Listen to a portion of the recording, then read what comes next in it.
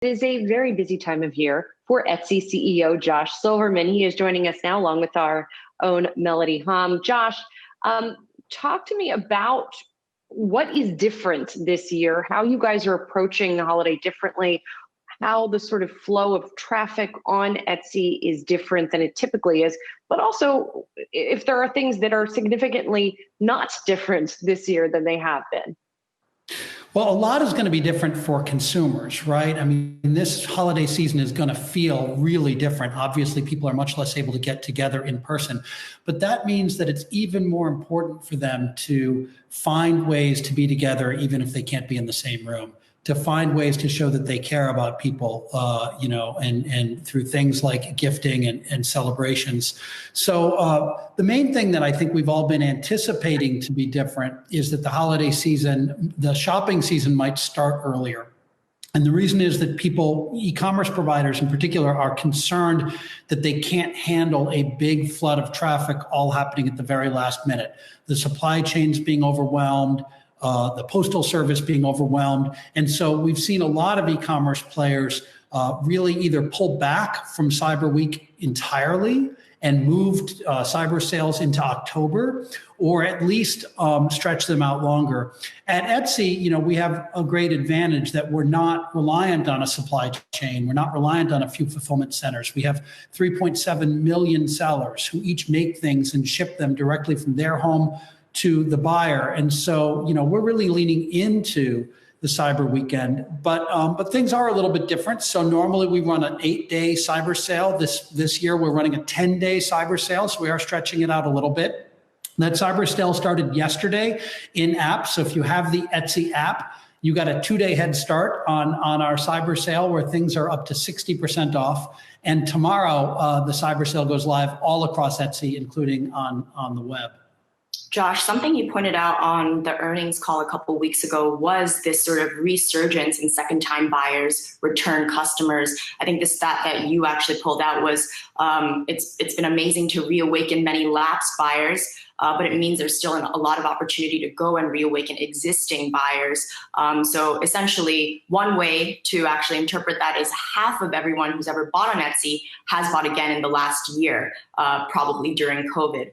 What would you kind of say? That's right. There's about 69 million people who've bought on Etsy in the last 12 months. And in fact, Etsy's been adding about 1 million new buyers per week.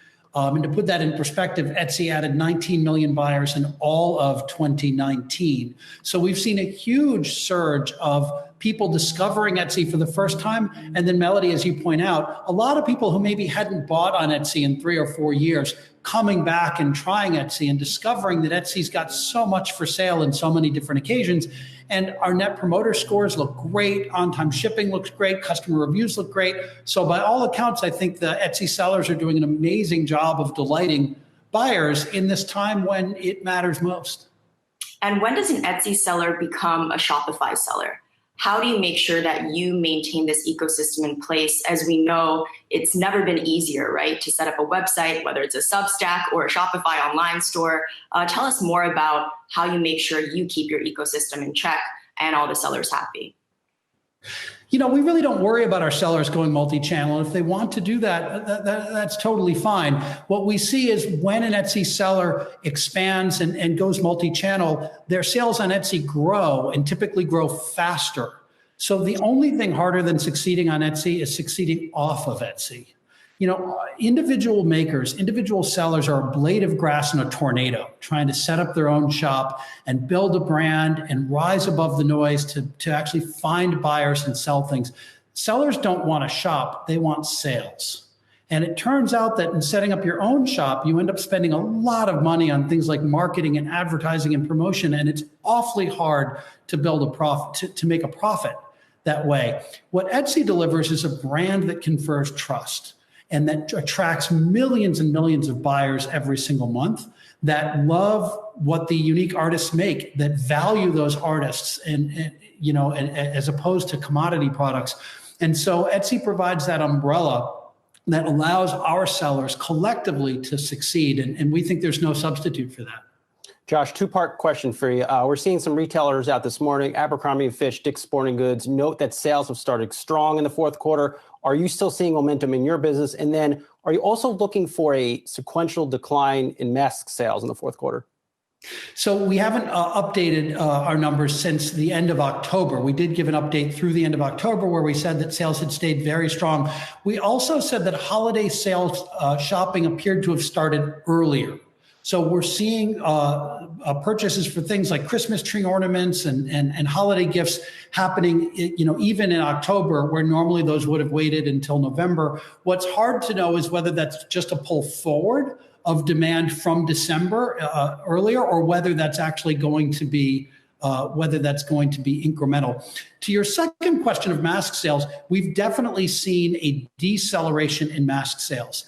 And to put that in perspective, Etsy sellers sold over $600 million of mask sales just in the second and third quarters.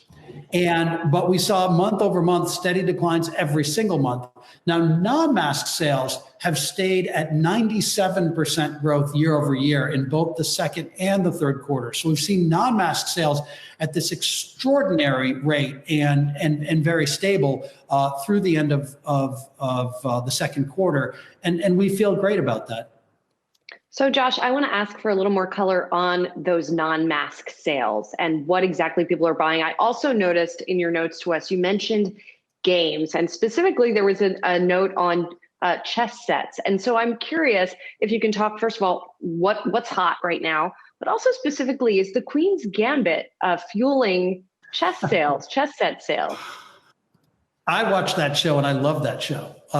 So very possibly, people are spending more time at home. They're spending more time with their families. As hard as that's been through the pandemic, and I know it's been hard for all of us, I actually think there's going to be some really nice things that come out of that, at least looking for silver lining in terms of all of us getting more time to bond with our close community. But we're definitely seeing that in terms of sales on Etsy. So sales for toys and gifts and games, things you can do together as a family. For example, a chess set with chess pieces that are designed like Manhattan skyscrapers. That's a hot product right now. Things for your pets are hot products. I have, for example, an advent calendar for your dog. Personalized, my dog's name is Bonnie.